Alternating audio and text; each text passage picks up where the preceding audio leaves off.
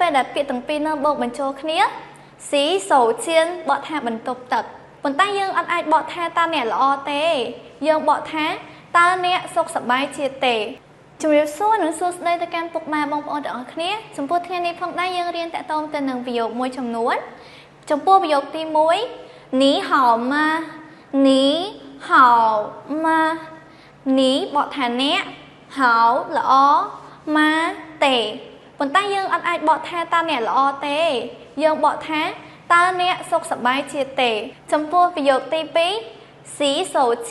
在哪里洗手间在哪里洗手បកថាលាងដៃជៀនបន្ទប់ប៉ុន្តែនៅពេលដែលពាក្យទាំងពីរនឹងបូកបញ្ចូលគ្នា洗手间បកថាបន្ទប់ទឹក在នៅ哪里ឯណា洗手间在哪里តើបន្ទប់ទឹកនៅឯណាចំពោះប្រយោគទី3你能帮我吗你能帮我吗你អ្នកនឹងអាច帮ជួយ我吗ខ្ញុំបានទេ你能帮我吗តើអ្នកអាចជួយខ្ញុំបានទេចំពោះប្រយោគទី4没关系没关系មិនអីទេ